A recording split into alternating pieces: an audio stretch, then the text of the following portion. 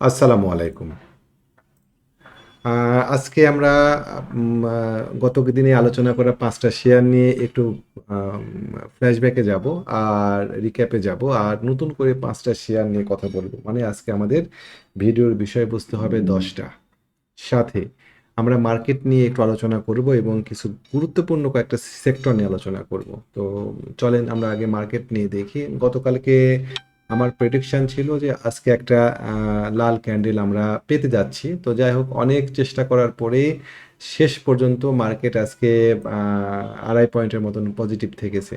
খুব শক্ত একটা রেজিস্ট্যান্সের মুখে পড়েছে মার্কেট। আমি যদি দেখাই এটা একটা দীর্ঘমেয়াদী সাপ্লাই এবং ডিমান্ড জোন। সাপ্তাহিক চার্টে বিষয়টা আপনার কাছে আরো পরিষ্কার হবে। দেখেন অনেক দূরে এটা টানলে পরে আরো পাওয়া যাবে। আমি যদি এটাকে টেনে যাই উপরের দিকে, এদিকে আরো পাওয়া যাবে।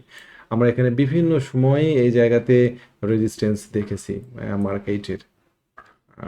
আমি দেখাই এখান থেকে শুরু করে দেখেন বিভিন্ন সময়ে এই জায়গাতে রেজিস্ট্যান্স। তো সো মার্কেট বর্তমান সময়ে ঠিক ওই রকম যে রেজিস্ট্যান্সটা আমরা দেখলাম সেই রেজিস্ট্যান্সে মার্কেট পড়েছে। এটা হচ্ছে মার্কেটের জন্য একটা খারাপ খবর। ভালো খবর হচ্ছে মার্কেট খুব চমৎকার জায়গা থেকে সাপোর্ট পেয়েছে।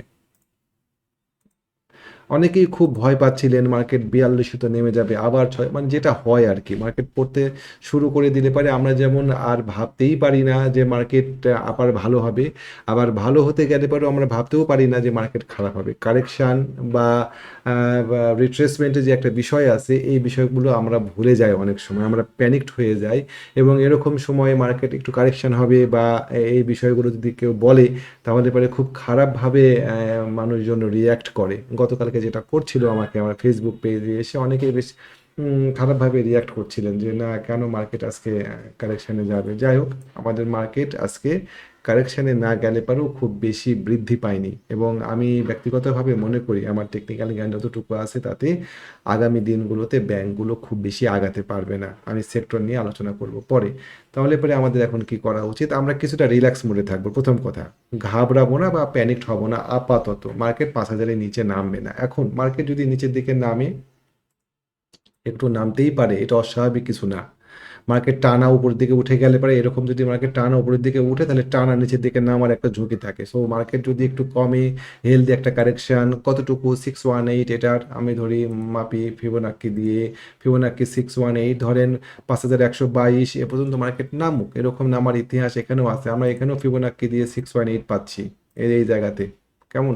এটুকু বাড়ার পর একটু কমছে, এরকম হতেই পারে। সুতরাং এইটাকে নিয়ে আমরা খুব বেশি ওরিড হব না বা আতঙ্কিত হব না। মার্কেট যদি কারেকশনে যায়, যাক। বরং কারেকশনে যাওয়াটাই ভালো। ধরেন মার্কেট কারেকশনে গেল না, মার্কেট আগালো। তাহলে পরেও আমাদের এখানে ডবল টপের নেক লাইন আছে। এই নেক লাইনে মার্কেট বাধাগ্রস্ত হবে।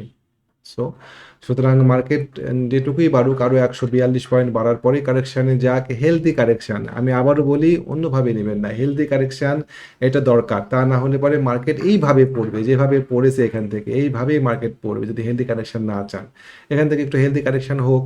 ৫,১২৫, ৩০ এ আপ মার্কেট আসুক। আর এসে আবার মার্কেট উপরের দিকে উঠুক। উঠে এখান থেকে আবার একটু কারেকশনে এসে এখানে জাস্ট এরকম হোক। জাস্ট এরকম একটু কারেকশন হলো মানে আমি জাস্ট এটা অ্যাজাম্পশন করছি তারপরে এখান থেকে হয়তো উপরের দিকে উঠলো উঠে এখান থেকে আবার একটু নিচের দিকে নামলো সরি আসেনি আবার একটু নিচের দিকে নামলো নেমে এখান থেকে পরবর্তী পর্যায়ে মার্কেট হয়তো উপরের দিকে আবার গিয়ার আপ নিল। এটা একটা হেলদি সিচুয়েশন। এরকম হলে পারে মার্কেটে দীর্ঘমেয়াদী ব্যবসা পাবেন। তো আমরা মার্কেটটা নিয়ে খুব বেশি না ঘাবড়াই। আশা করছি মার্কেট ৫,০০০ এর নিচে আর নামবে না। মোটামুটি মার্কেট নিয়ে আমাদের কথাবার্তা শেষ। আগামীকালকে মার্কেট পজিটিভ যদি পাই, ওকে এটাও খুব ভালো খবর। যদি পজিটিভ না পাই তাতেও আমরা ঘাবড়াবো না। মার্কেট তার স্বাভাবিক গতিতে আগাচ্ছে। এবার চলেন আমরা ব্যাংক সেক্টর নিয়ে একটু দেখি। ব্যাংক সেক্টর নিয়ে আমি মোটামুটিভাবে কিছুটা শঙ্কিত। মার্কেটে শেয়ার ব্যবসায় শেষ কথা বলে কিছু নাই। মার্কেট সবকিছুই হতে পারে এই জায়গাতে। কিন্তু আমার টেকনিক্যাল জ্ঞানে যতটুকু আমি বুঝি তাতে আমি ব্যাংক সেক্টর নিয়ে শঙ্কিত এবং আমার কাছে সন্দেহ জাগছে যে সেক্টর না নেমে এখানে চলে আসে কত? ১৪৬০ এ চলে আসে। ১৪৬০ এ আসার আগে তাকে অবশ্যই একবার ১৬ টাকা ব্রেক করতে হবে এবং মার্কেটের পক্ষে আপনার এই লেভেলটা কত ১৬ টাকা ৫০ পয়সা এটা ব্রেক করা অত সহজ হবে না।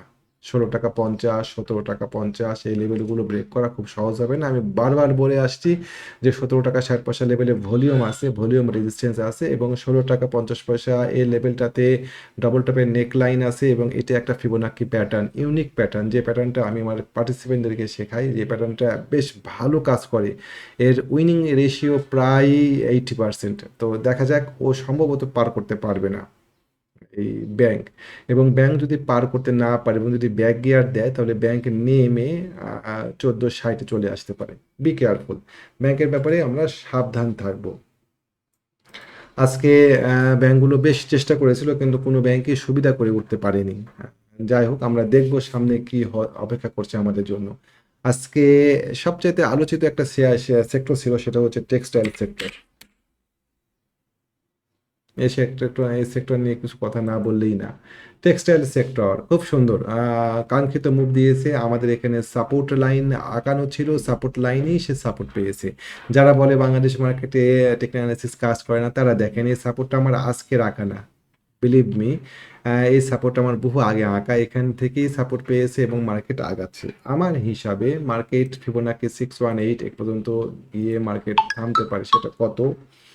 সেটা 31.50 এরকম জায়গাতে গিয়ে মার্কেট বলছি টেক্সটাইল সেক্টর একটু দাঁড়াতে পারে এবং যে শেয়ারগুলোতে মুভমেন্ট আসছে যেমন এইচআর টেক্সটাইল। আজকে আমি অনেককে এইচআর টেক্সটাইলের কথা বলছিলাম। গতকালকে আমাদের ট্রেনিং মেম্বারদেরকে নিয়ে যে মিটিং হয়েছিল, সেই মিটিংয়ে আমরা এইচআর টেক্সটাইল নিয়ে কথা বলেছি। আমাদের ট্রেনিং মেম্বারদেরকে নিয়ে আমরা সপ্তাহে 1 দিন বা 2 দিন মিটিং করার চেষ্টা করি, সেখানে এইচআর টেক্সটাইল নিয়ে কথাবার্তা হচ্ছিল। তো আশা করছি যে টেক্সটাইল সেক্টর আগামীকালকে 31.50 এরকম জায়গাতে গিয়ে বাধাগ্রস্ত হবে, এটা আমার আশা। যদি বাধাগ্রস্ত হয় তাহলে পরে কিছু কিছু টেক্সটাইল কারেকশনের মুখে পড়বে এবং ওই কারেকশনে কিছু কিছু টেক্সটাইলে ঢোকা যায় কিনা চিন্তা করে দেখবেন। যেমন ধরেন এইচআর টেক্সটাইল। এইচআর টেক্সটাইল আমরা এটা নিয়ে কথাবার্তা বলছিলাম, কিন্তু কালকে আমি আবারও বলি, সুন্দর একটা ব্রেক আউট করেছে আজকে। আগামী দিনকে যদি সে রিটেস্ট করতে আসে, আপনি কিনবেন কিনা বিবেচনা করে দেখবেন। 19 টাকা 50 পয়সায় স্টপ লস কতটুকু কিনবেন, কত লটে কিনবেন, আপনি কতগুলো টাকা আছে সেই টাকা এগেনস্টে কত টাকা ঝুঁকিতে ফেলবেন, এটার একটা ট্রেড প্ল্যান অবশ্যই করবেন। ট্রেড প্ল্যান না করে আমাদের লস হওয়ার অন্যতম প্রধান কারণ হচ্ছে ট্রেড প্ল্যান না করা। সো ট্রেড প্ল্যান করবেন এবং এইচআর টেক্সটাইলটা আগামী দিন যদি সেক্টর কারেকশানে আসে, আপনি নেবেন কিনা বিবেচনা করবেন। অবশ্যই স্টপ লস সেট করবেন এবং ঝুঁকির মাত্রা ঠিক করবেন। সব টাকা দিয়ে শেয়ার কেনা যাবে না। তো এটা একটা সম্ভাবনাময় শেয়ার। টেক্সটাইল সেক্টরে আর একটা শেয়ার আছে, সেই শেয়ারটা নিয়ে আলোচনা করার আগে অন্য একটু কথা বলে নিই। আগামী 25 তারিখে আগামী 28 তারিখ থেকে আমার টেকনিক্যাল ট্রেনিং কোর্স শুরু হচ্ছে। অনেকেই অংশগ্রহণ করার জন্য রেজিস্ট্রেশন করেছেন, আপনি ইচ্ছা করলে করতে পারবেন। আমরা এখানে বেসিক থেকে শুরু করে অ্যাডভান্স লেভেল পর্যন্ত একটা কমপ্লিট প্যাকেজ আমি আপনাদেরকে শেখাবো এবং আমি আপনাদেরকে কথা দিচ্ছি এমন অনেক ইউনিক বিষয় থাকবে যে বিষয়গুলো বাংলাদেশ মার্কেটে আপনাকে শেখানোর লোক নাই। কিছু কিছু বিষয় আছে যে বিষয়গুলো একান্তই আমার বলতে কি আমি যেখান থেকে শিখেছি সেখানকার আমার শেখাটা মেনল্যান্ড চায়নার একটা প্রতিষ্ঠান থেকে। যাই হোক, অনেক দিন আগে আমার চ্যানেলটা ঘুরলে পরে দেখতে পাবেন যে আমার 2013 সাল 12 সালেও আমার অ্যানালাইসিস দেওয়া আছে মার্কেটে। তো যাই হোক, আমি একদম লাইভ ক্লাস নিই গুগল মিটে। রাত্রি 9টা থেকে ক্লাস শুরু হয়, 10:30 পর্যন্ত ক্লাস চলে। এবং কারেন্ট চার্ট নিয়ে আমি অ্যানালাইসিসগুলো দেখানোর চেষ্টা করি। অনেক কিছু শেখানো হয়, মুভিং অ্যাভারেজ নিয়ে চমৎকার কিছু ব্যবহার আছে। মুভিং অ্যাভারেজগুলোকে ফিবোনাকি সংখ্যা দিয়ে সাজানো আছে। এটা চমৎকার লিডিং ইন্ডিকেটর হিসেবে ব্যবহার করে মুভিং অ্যাভারেজগুলো। মুভিং অ্যাভারেজ ইটসেলফ একটা ল্যাগিং ইন্ডিকেটর, কিন্তু আমি এটাকে লিডিং ইন্ডিকেটর হিসাবে কনভার্ট করে নিয়েছি। এর পাশাপাশি কালার ব্লক স্ট্রাকচার, আমাদের মার্কেট কিন্তু স্ট্রাকচারে সাপোর্ট পেয়ে ঘুরে গিয়েছে। কালার ব্লক খুব ইম্পর্টেন্ট এবং মার্কেট কালার ব্লকেই বাড়ি খেয়ে পড়ে গিয়েছিল। 5525 মার্কেট পার করতে পারবে না যেটা বলেছিলাম, সেটা কালার ব্লক দেখেই বলেছিলাম। তো একদম পিন পয়েন্ট অ্যাকুরেসি দিয়ে আমাদের অ্যানালাইসিস অনুযায়ী প্রাইস নির্ধারণ করা যায় যে এর বেশি আর প্রাইস আগাতে পারবে না বা এর নিচে আর প্রাইস নামবে না। একটা অদ্ভুত বিষয় এটা। এর পাশাপাশি আমরা ক্যান্ডেল ভলিউম নিয়ে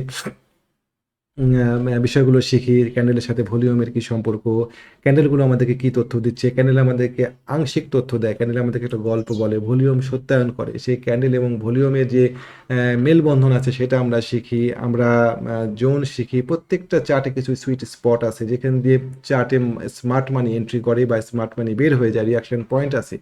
সেগুলো আমরা শিখবো ইনশাআল্লাহ এই টোটাল কোর্সগুলোতে। যারা আগ্রহী ট্রেনিং করতে তারা রেজিস্ট্রেশন করতে পারেন।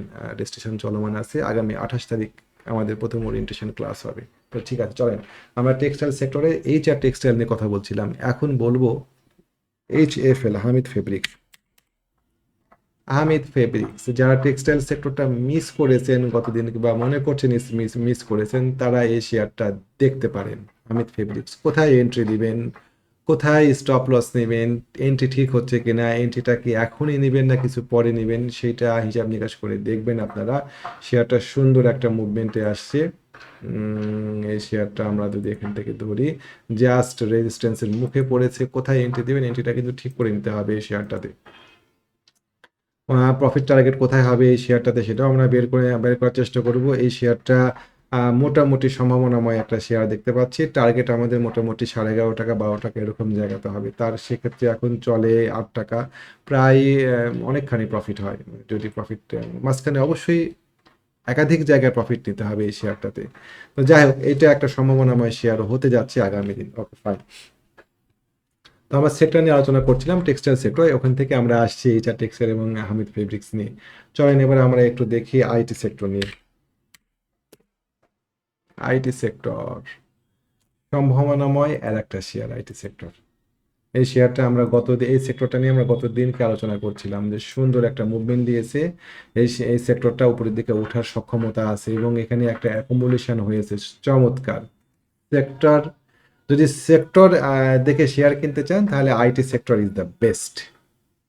IT সেক্টর বলছে যে ও অনেক দূরে যাওয়ার সক্ষমতা রাখে। আমি যদি এটাকে AB প্যাটার্ন হিসাবে ধরি, এটা আমার A এবং এইটা আমার B প্যাটার্ন, তার মানে সেক্টর উপরের দিকে যাওয়ার সক্ষমতা আছে প্রায় 40 পর্যন্ত। এখন চলে 36, সেক্টর 4 পয়েন্ট আগানো মানে অনেক। তো IT সেক্টরের শেয়ারগুলো যাদের কাছে আছে তারা শেয়ারগুলো একটু সতর্কতার সাথে রাখবেন, নারিশ করবেন। আশা করি এই শেয়ারগুলো আপনাদেরকে সামনের দিকে আগায় নিয়ে যাবে। ওকে, টেক্সটাইল সেক্টরে আর একটা শেয়ার নিয়ে একটু কথা না বললেই না, সাফকো স্পিনিং। যদি কারো মনে থাকে এই শেয়ারটা নিয়ে আমি আলোচনা করেছিলাম ভিডিওতে গত মার্চের প্রথম দিকে, তাহলে আমার ইউটিউবে একটা কমেন্ট করবেন প্লিজ, আমি নিজেকে ধন্য মনে করব। তো যাই হোক, সাবকো স্পিনিং দেখেন, এই শেয়ারটা আমি লোকেট করেছিলাম। সাবকো স্পিনিং এবং সমতল লেদার দুইটা একই সেটআপে ছিল দুইটা, একটা শার্প মুভ এবং অ্যাকুমুলেশন। সমতল লেদারটা আমাদেরকে স্টপ লস হিট করে দিয়েছে, কিন্তু দেখেন সাবকো স্পিনিং আজকে সার্কিট এবং বিশাল ভলিউম নিয়ে। তো এটা একটা সম্ভাবনাময় শেয়ার ছিল আমাদের কাছে। তো ঠিক আছে, চলেন আমরা এখন কি করব, আমরা আমাদের মূল বক্তব্যে আসব। ভিডিওতে আমরা এখন আমাদের রিক্যাপ করব, যে শেয়ারগুলো নিয়ে গতকালকে আলোচনা করেছিলাম সেই শেয়ারগুলো নিয়ে আলোচনা করব। প্রথমেই আসেন SP ceramic. SP ceramic SP ceramic গতকালকে আমার বলা ছিল শেয়ারটা আজকে মুভ দিবে এবং মুভ দেওয়ার যথেষ্ট যৌক্তিক কারণ ছিল আমার কাছে। টেকনিক্যালি ও একটা চমৎকার, যেটা HR টেক্সটাইল করলো আজকে, ও একটা সুন্দর একটা সাপ্লাই ডিমান্ড এরিয়া পার করে গিয়েছে, একটা চমৎকার মুভ দিয়েছে। এবং দেখেন গল্পগুলো বুঝেন, পরপর দুইটা ক্যান্ডেলগুলো যদি বুঝতে পারি আমরা অনেক সহজ হয়ে যায়। এখানে পরপর দুইটা বিশাল বড় স্ট্রং ক্যান্ডেল ছিল, ভলিউমও ভালো ছিল, কিন্তু প্রাইস কিছুতেই নামাতে পারছিল না 18 টাকা 30 পয়সার নিচে। প্রাইস কেবল উপরের দিকে ওঠার চেষ্টা করছিল। গত 2 দিন এবং আগের দিনের এই ভলিউমটা আমাদেরকে বলছিল এই ছোট ক্যান্ডেলে এই ভলিউম যায় না, এখানে বড় পার্টির মুভমেন্ট আছে। বড় পার্টি জানান দিচ্ছে আমি ছিলাম এবং আমার সঙ্গে সঙ্গে সেটা লোকেট করেছি। চমৎকার ক্যান্ডেল দিয়েছে আজকে। আশা করছি যারা কিনতে পারেননি আজকে কোনো অসুবিধা নাই, আফসোস করার দরকার নেই, আগামীকালকে আবার কেনার সুযোগ পাবেন এই শেয়ারটা ইনশাআল্লাহ। স্টপ লস সেট করে রাখবেন শেয়ারটাতে, শুধু 18 টাকা এরকম জায়গাতে স্টপ লস সেট করে রাখবেন। এবং স্টপ লস মাস্ট, প্রত্যেকটা শেয়ারের ক্ষেত্রে স্টপ লস। আপনাকে যদি কেউ শেয়ার কিনতে বলে, আপনি তাকে প্রথমে বলবেন যে আমাকে স্টপ লসটা দাও। টেক প্রফিটটা কোথায় হবে সেটা জানতে চাইবেন। যদি না দেয় অন্ততপক্ষে ওটা নিজের মতন ঠিক করে নেবেন। কিন্তু তার কাছে ডেফিনিটলি স্টপ লস চাইবেন। আগামীকালকেও এসপি সিরামিক্স শেয়ারটা কেনা যায়, টেকনিক্যালি কেনা যায় এই শেয়ারটা। আ 18 টাকা 80 সরি 20 টাকা 80 পয়সা পার করলে শেয়ারটাতে এন্ট্রি দেওয়া যায়। স্টপ লস থাকবে 18 টাকা এরকম জায়গাতে। ডেফিনিটলি অবশ্যই কেনা না কেনার সিদ্ধান্ত একান্তই আপনার। লাভ এবং লস একান্তই আপনার। আমি আপনাকে শেয়ারগুলো দেখাচ্ছি এবং টেকনিক্যাল যুক্তিগুলো তুলে ধরছি যে এই লজিক আছে আমার এই কথাবার্তাগুলো বলার ক্ষেত্রে। দিন শেষে সিদ্ধান্ত আপনাকেই নিতে হবে। দিন শেষে লাভ এবং লসের দায়ভার আপনাকেই বহন করতে হবে। তো এইটা আগামী দিনকেও কেনা যায় এই শেয়ারটা। একটা ভালো মুভমেন্ট দিয়েছে। Okay fine. এবার চলেন আমরা আমাদের পরবর্তী শেয়ারটাতে যাই। এশিয়াটিক ল্যাব প্রথম যুক্তি হচ্ছে যে সে একটা সাপ্লাই এরিয়া ভেঙে গিয়েছিল। আমি গতদিনকে দিয়েছি। ভেঙে যাওয়ার পরে ও রিটেস্ট করেছিল এই জায়গাতে। রিটেস্ট করার পরে তো পড়ে যাওয়ার কথা ছিল আরো নিচের দিকে। না পড়ে সে আবার এখান থেকে বাড়ছে কেন? যুক্তি আমার এটাই ছিল। বাড়ছে কেন? Okay fine. আমাদের এখানে সুন্দর ভলিউম নিয়ে আগাচ্ছে। ক্যান্ডেলগুলোর সাথে ভলিউমের কি চমৎকার গল্পের মিল দেখেছেন? আমাদের এখানে একটা শুটিং স্টার ছিল। এই শুটিং স্টারের ভলিউম কই? বড় পার্টি শেয়ার ছাড়ে নাই। কেমন? এই যে বড় বড় ক্যান্ডেল নিয়ে পড়ছে জায়গাতে ভলিউম কই? ভলিউম নাই। তার মানে এখানে বড় পার্টি ইনভলভ নাই। আমরা প্যানিকড হয়ে শেয়ার ছাড়ছি। বড় পার্টিগুলো শেয়ারে স্মার্ট মানি শেয়ারগুলো ধরছে। তারা পাম্প আপ করছে না বেশি দাম দিয়ে কিনে। দিলে দাও না দিলে না দাও এরকম একটা ভাব। শেয়ার দেখেন উঠে যাচ্ছে উপরের দিকে। এই শেয়ারটা ডোমিনেজের মতো, এই শেয়ারটা ফাইন ফুডের মতো আরো মুভমেন্ট দেওয়ার সক্ষমতা রাখে। কোথায় কিনবেন কি কিনবেন না সেই বিষয়গুলো আপনি ঠিক করবেন। জাস্ট আমি ফলো আপ করছি। তারপরে ড্যাফোডিল কম্পিউটার। আমি আগেই বললাম যে আইটি সেক্টরের শেয়ারগুলো বেশ ভালো করছে। ড্যাফোডিল কম্পিউটার চমৎকার।